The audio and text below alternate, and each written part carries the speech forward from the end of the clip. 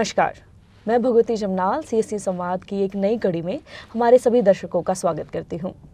CSC संवाद एक ऐसा प्लेटफॉर्म है जहां कॉमन सर्विस सेंटर के द्वारा जितनी भी सरकारी और गैर सरकारी सुविधाएं पूरे भारतवर्ष में मुहैया कराई जा रही हैं, उन सभी के बारे में आपसे चर्चा करते हैं।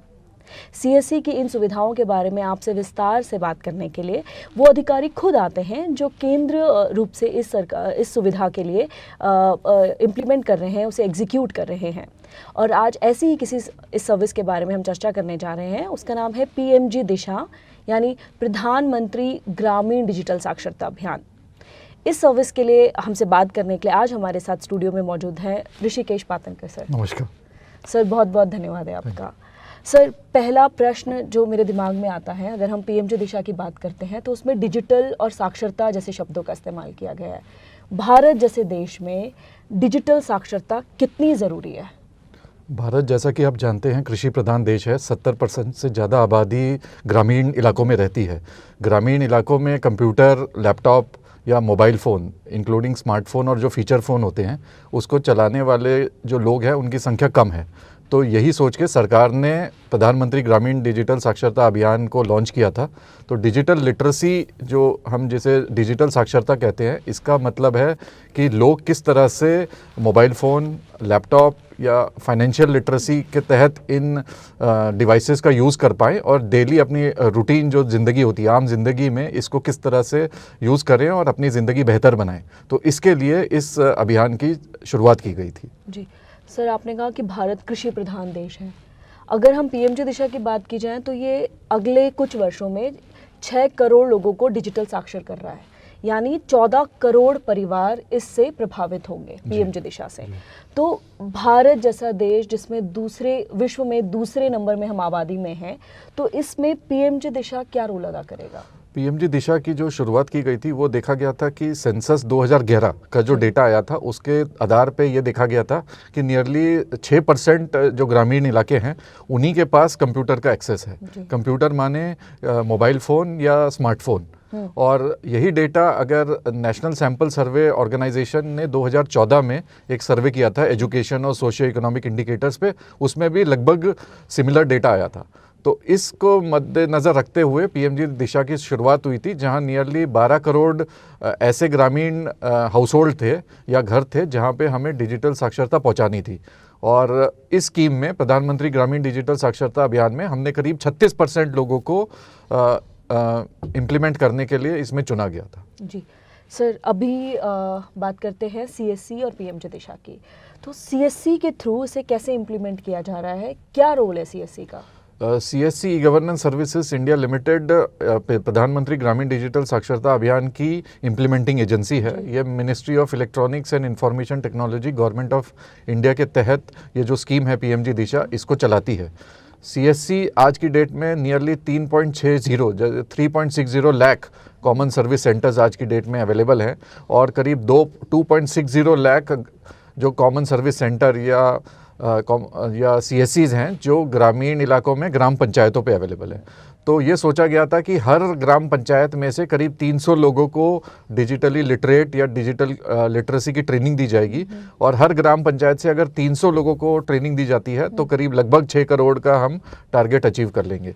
इसके लिए कॉमन सर्विस सेंटर में जो मिनिमम इंफ्रास्ट्रक्चर रिक्वायरमेंट थी उसको ध्यान में रखा गया था कि हर कॉमन सर्विस सेंटर पे 3 से 5 कंप्यूटर हो, सबके पास ब्रॉडबैंड इंटरनेट कनेक्टिविटी हो, बायोमेट्रिक डिवाइस हो, एक फैकल्टी हो जो मिनिमम बीसीसी क्वालिफाइड हो और इन पावर बैकअप हो सेंटर पे। जिस तरह बच्चे वहाँ पे आए, ग्रामीण बच्चे आए, ग्रामीण सिटीजन्स आए, आम आदमी आए और वहाँ पे अपनी ट्रेनिंग पा सके और उसके बाद परीक्षा दे सके। तो इस तरह से ये सेंटर की स्थापना की गई थी। ठीक सर, आपने पीएमजी दिशा के बारे में विस्तार से बताया। क्यों कर रहे हैं ये हमें पता चल गया, कैसे कर रहे हैं सीएससी के थ्रू ये भी आपने बताया।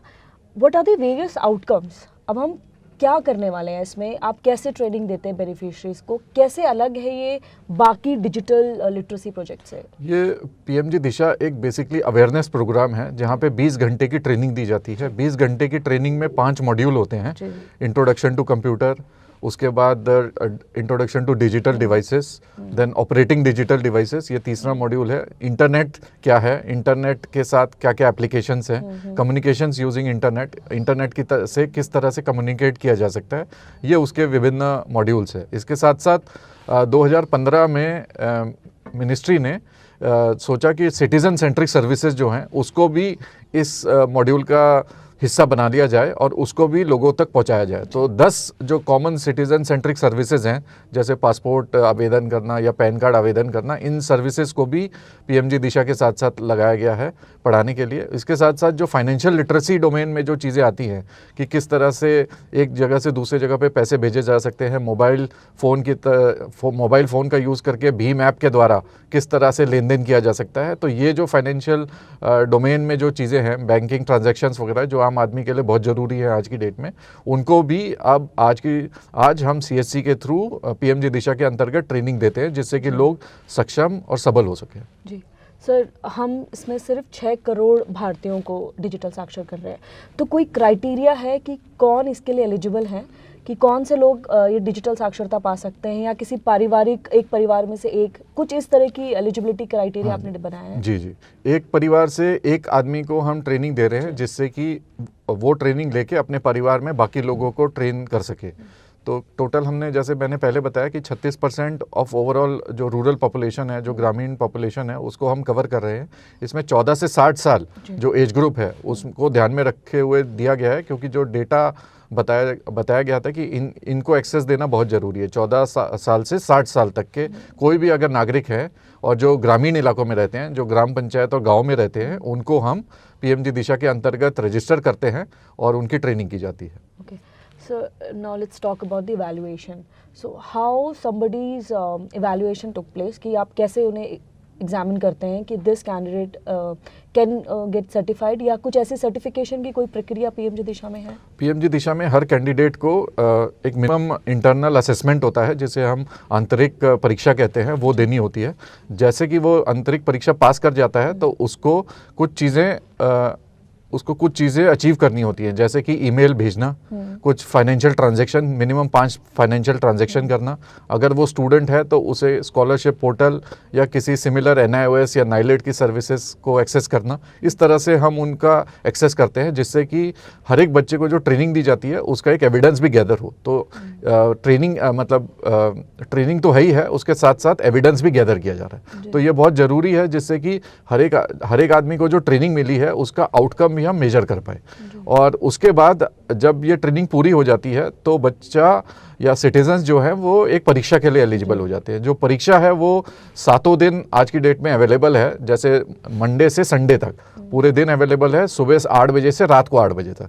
तो कभी भी जाके जो सिटीजन्स जो ट्रेन हुए हैं पीएमजी दिशा के अंतर्गत, वो जाके नियरेस्ट कॉमन सर्विस सेंटर पे जाके अपनी परीक्षा दे सकते हैं। यह परीक्षा रिमोटली प्रॉक्टर्ड एग्जाम के थ्रू दी जाती है, जहां पे परीक्षार्थी को एक कंप्यूटर के सामने बैठना है, जिसमें वेबकैम लगा हुआ है। आपको बायोमेट्रिक से आपकी अटेंडेंस ली जाती है। एक सुपरवाइज़र होता है, एग्ज़ाम सुपरवाइज़र, जो आपको वेरीफाई करता है कि ये सेम कैंडिडेट है जिसने ट्रेनिंग ली है। उसके बाद ये परीक्षा दी जाती है। परीक्षा 1 घंटे की परीक्षा है, और परीक्षा में उत्तीर्ण होने के बाद इमीडिएटली डिजिटली साइंड सर्टिफिकेट दिया जाता है, जो कि डिजिटल लॉकर पर भी अपलोड किया जा सकता है।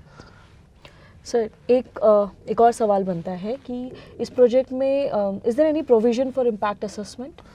हाँ, हर एक जो स्कीम भारत सरकार लाती है और जो स्कीम देश के नागरिकों के लिए यूज़फुल है, उसको एक थर्ड पार्टी असेसमेंट करना बहुत ज़रूरी है कि स्कीम का क्या आउटपुट रहा, क्या आउटकम रहा, किस तरह से वो स्कीम कामयाब हो पाई।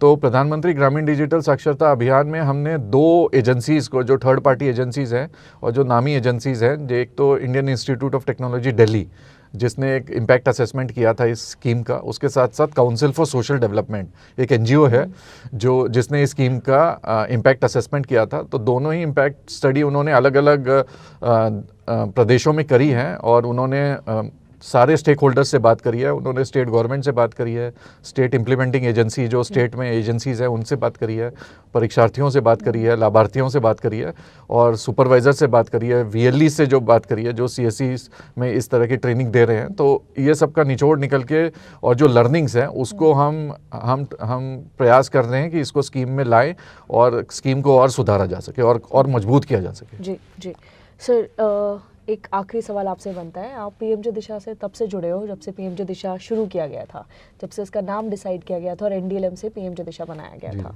तो एक पर्सनल एक्सपीरियंस आपसे जानना चाहेंगे कि आपका ये जो 3-4 साल का जो एक्सपीरियंस है, अनुभव है, ये कैसा था?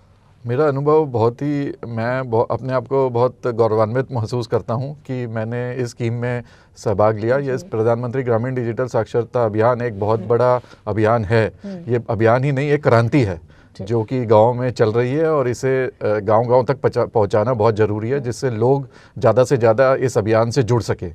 हमारे जो प्रधानमंत्री ग्रामीण डिजिटल साक्षरता अभियान में जो हमारे टीम के जो सदस्य हैं उनका भी महत्वपूर्ण योगदान है। हमारे जो डिस्ट्रिक्ट में जो हमारे डिस्ट्रिक्ट कोऑर्डिनेटर्स हैं उनका योगदान बहुत महत्वपूर्ण है। राज्यों में जो हमारे प्रधानमंत्री डिजिटल साक्षरता अभियान के जो कोऑर्डिनेटर्स हैं उनका भी योगदान बहुत महत्वपूर्ण है। तो ये एक टीम एक्सरसाइज है जो भारतवर्ष में इस तरह का पहला कोई स्कीम होगी जो इस तरह से इम्प्लीमेंट की जा रही है। तो मैं बहुत ही ज़्यादा गौरवान्वित महसूस करता हूँ। जी, बहुत बहुत धन्यवाद सर आपका। आप हमारे साथ आए, हमारे को PMJ दिशा के बारे में बताया। हमारे दर्शक आपका धन्यवाद करना चाहेंगे और मुझे उम्मीद है जो हमें देख रहे हैं, जो हमें सुन रहे हैं, उन्हें PMJ दिशा के बारे में काफ़ी कुछ जानने का मौका मिला होगा। PMJ दिशा की जो वेबसाइट है, अगर आपको इसके बारे में और इन्फॉर्मेशन चाहिए तो आप www.pmjdisha.in पर जाके देख सकते हैं। आप अगर अपने यहाँ देखना चाहते हैं कि आप इसके लिए एलिजिबल है कि नहीं, आप अगर पढ़ाई करना चाहते हैं या आप इसमें कोई भी किसी भी तरह का कंट्रीब्यूट करना चाहते हैं तो आप www.pmjdisha.in पर जाके विजिट कर सकते हैं। ये एक बहुत, जैसा सर ने बोला कि एक क्रांति है जो पूरे देश में चल रही है। इस क्रांति को आगे बढ़ाना है और हमें उम्मीद है ये 6 करोड़ लोगों को हम जल्द से जल्द डिजिटल साक्षर कर देंगे। इस उम्मीद के साथ कि मैं आपसे एक नई सर्विस के बारे में मिलूंगी, एक नई सर्विस के बारे में चर्चा करेंगे। तब तक के लिए मुझे दीजिए इजाज़त। नमस्कार।